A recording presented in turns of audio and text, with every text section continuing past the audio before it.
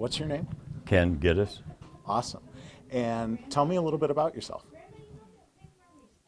When I went into service, I got drafted in service. That was in '67. Served till '69. Didn't have a whole lot of choice back in that day. I started out and then did my basic training in Kentucky. Went from there to Fort Ord, California. Went from there, got shipped over to Korea. Found out that's not a fun place to go either. Yeah. Lose my train of thought there. When I got there, I didn't know why I was sent to Korea, because so many men and women were heading to Vietnam in that time. I was there a very short time when I found out that the North Koreans they play for keeps over there. So we had a little combat. My first combat mission that I was on Easter Sunday. That's when I found out that we're not playing games over there. When I was there, there was over 54,000 Americans over there at that time. Yeah. Yeah.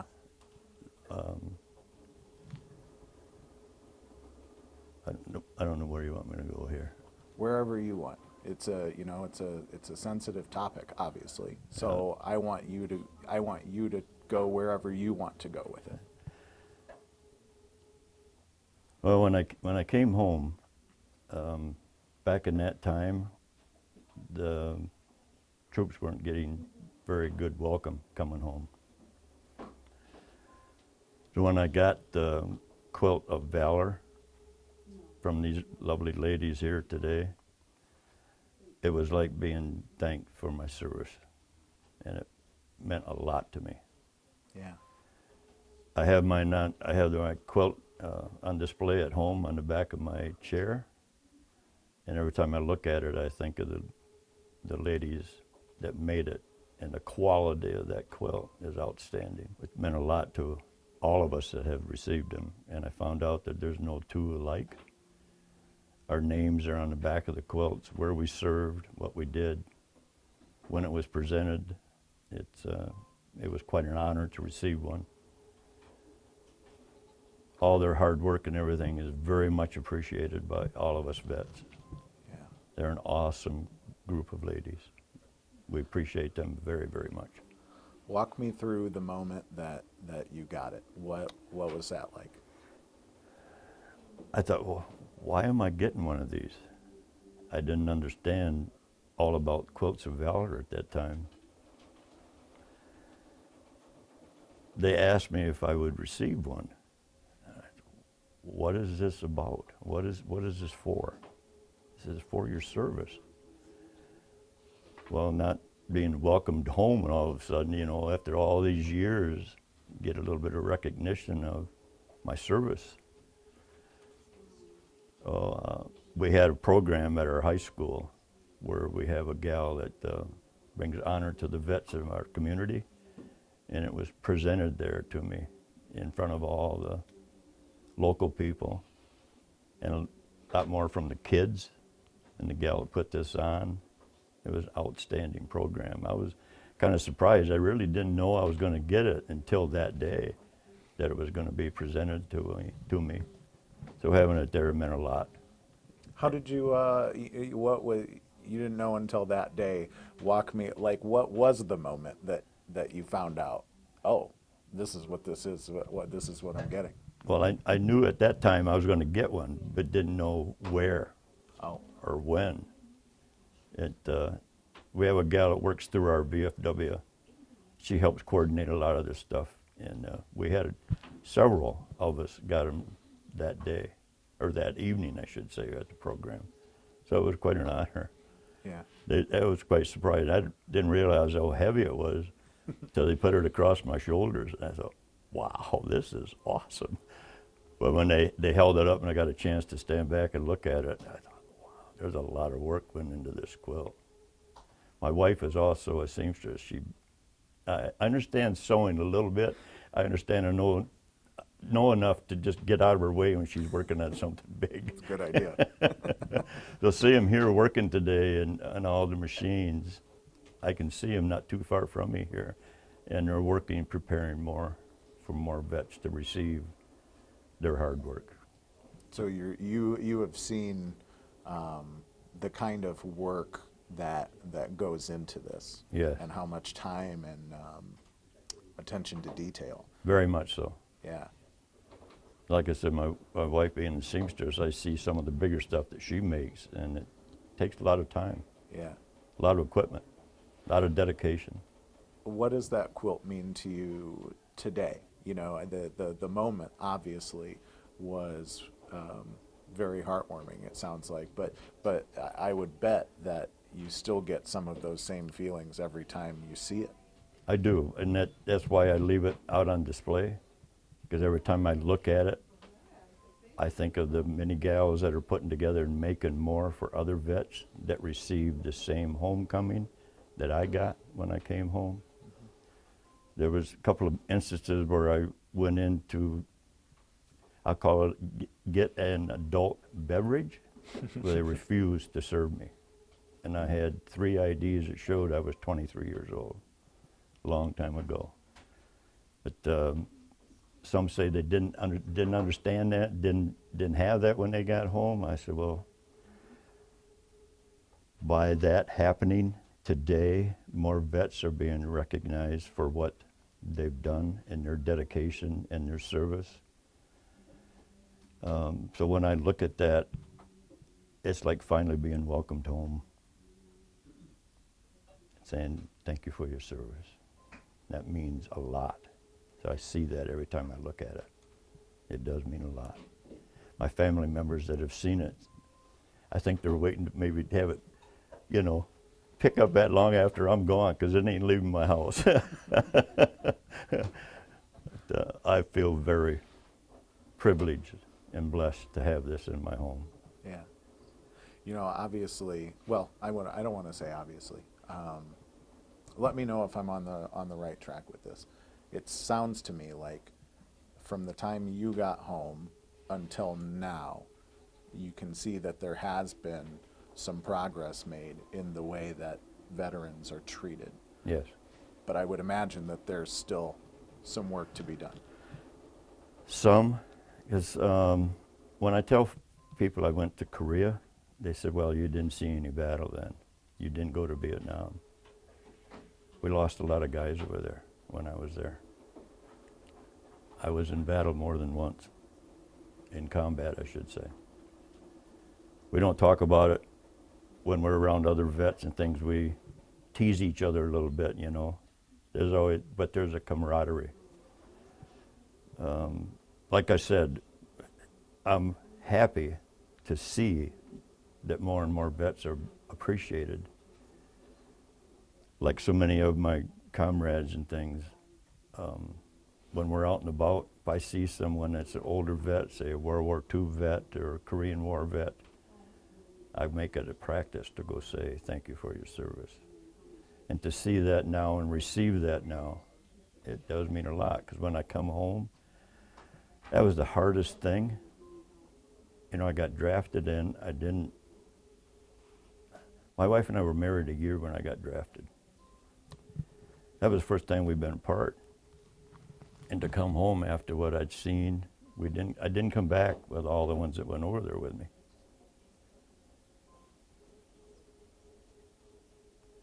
So it was hard.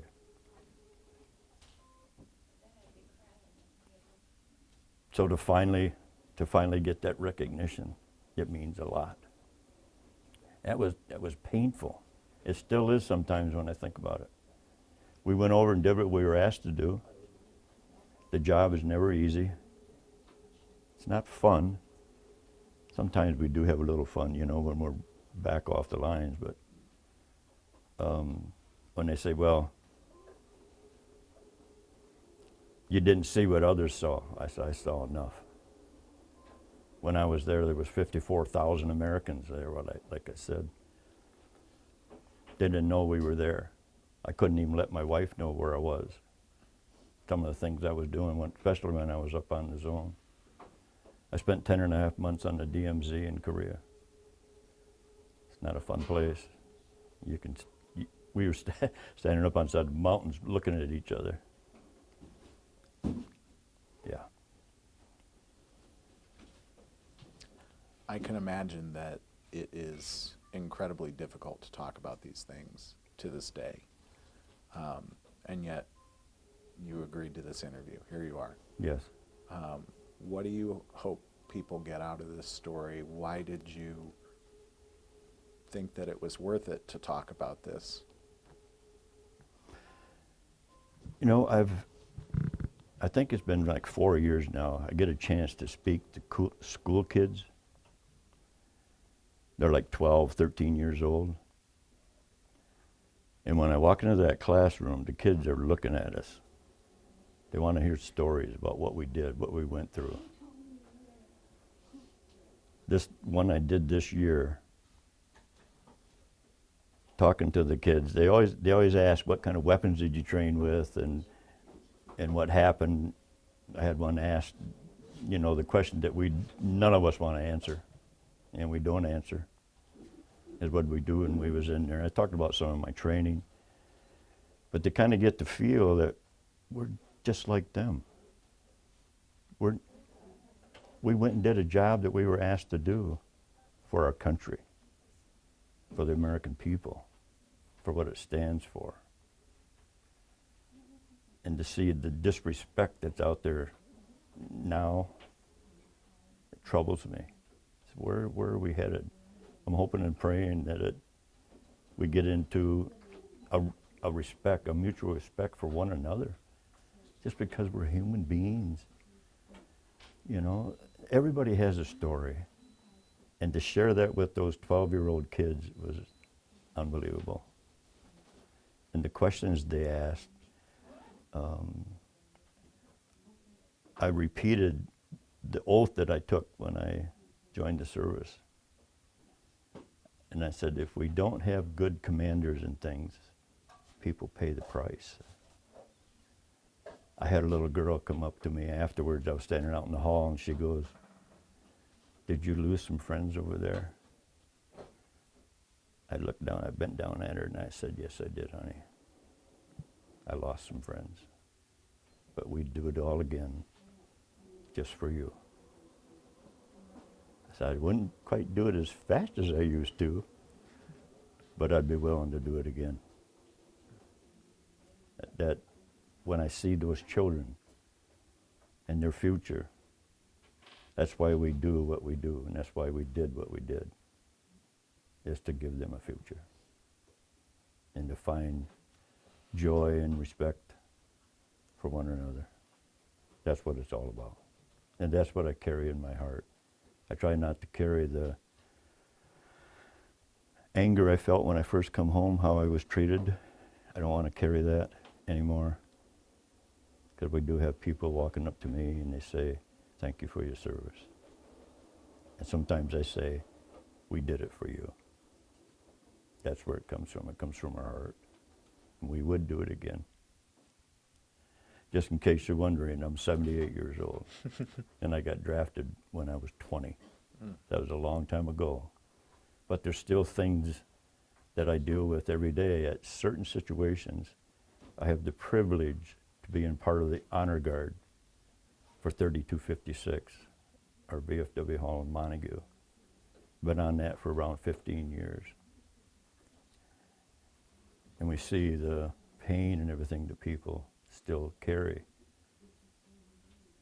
when we're out doing our services for the families, the loss of their loved ones. But we do it with honor, and we do it with it's our privilege to be there for them, to help them through their time of sorrow. That's why we do what we do. So beautiful. Is there anything that we left out, anything you wish I would have asked? Not that I can think of. Hope I shared enough to You did awesome. help You you did great. understand a little bit. Yes, absolutely. And thank you for sharing that. Thank you. I know that can't be easy. I can only imagine. When I actually, that's why we don't talk too much about things like this, you know. Like I said, when we get with our fellow vets and things, we have a good time. Yeah. But things sink back into our minds. It comes clear. Yeah. When I think it's gone after all these years, little things bring it back here and there. You know, you say, well, the songs, you know, back in the 60s, certain songs bring memories back. Certain smells of food, when I'm in certain places, it'll come back. You think, well, I can remember when I was here. A movie that I watched when I was overseas. Some of the stuff I wouldn't watch now, but that's all we had at the time. But yeah, it brings back memories. I'll have you start with the easiest question. Your name. Bill Hepworth.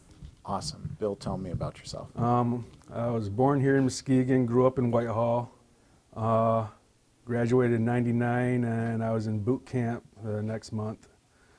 And I went through basic training, advanced individual training, airborne school. Then I had to go to a RIP program, Ranger Indoctrination Program.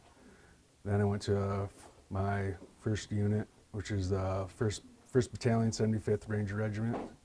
It's Airborne Ranger, Special Operations.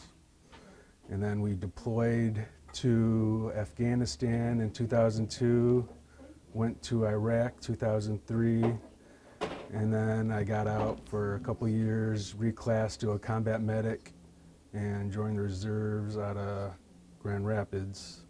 And then I deployed to Iraq again in 2010 and 11. So yeah, over a decade then. Yeah. When did you get out? I got out, 2013 was my actual ETS.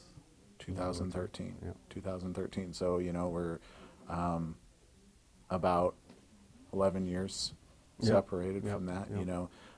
Tell me about your experience with Quilts of Valor. What was that like? It was a great honor. I didn't expect anything. I don't think I did anything out of the normal to get a Quilt of Honor, you know, but it's for everybody that served. You deserve it for sure. I mean, everybody that's ever signed that blank check, you deserve that honor. How did you find out that you were going to get one? One of the ladies at the VFW, she was like, "Hey, I signed you up. You're gonna be getting a Quilt of Valor." I'm like, "Oh, okay, awesome." I think when I got mine, I think there's 4 or 5 other people were also receiving one along with me, and it was awesome.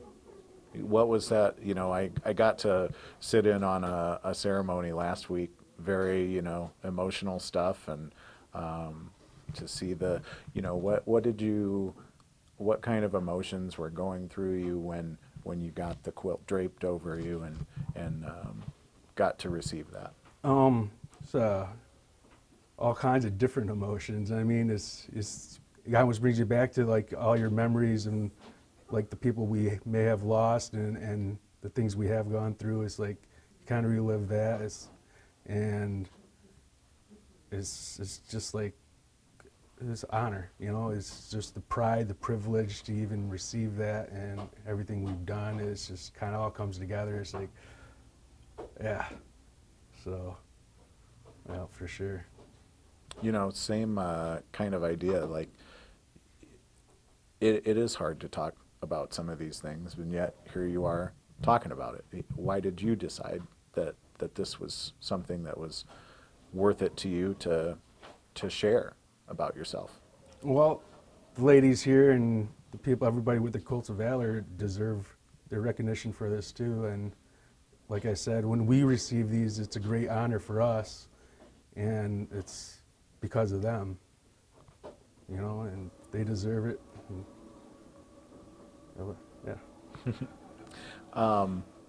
You know, one of the things that we are hoping that comes out of this story is that more veterans the ladies can learn about more veterans who should get one of these. Right. You know, what would that mean to you if, you know, you played a role in making sure that other veterans are honored in the same way that you were? I hope that a lot more people get to receive this honor, this recognition, because they absolutely deserve it. Anybody and everybody that's ever been in the military deserves it. When you look at that quilt, what does that mean to you? What do you feel when you look at it and you know Pride. that it's one of a kind and it's for you? It's pride. It's a lot of pride and honor. It's like, yeah, I did what we needed to do, and it was 100% worth it. I'd do it again at 100 times, 100%, over and over. Absolutely. Why? Why would you do it over and over again? Because it's worth it. It's everything about it's worth it. There's always going to be trouble. There's always going to be hard times, but it's worth it. I don't know how else to say it. It's that self-pride, like you're part of something. You did something. You helped accomplish something that needed to happen and needed to be done. What do you hope people take away from this story when they see it? To thank your vets, appreciate your service members, no matter where they've been, what they've done, because they deserve their honor. They deserve your honor.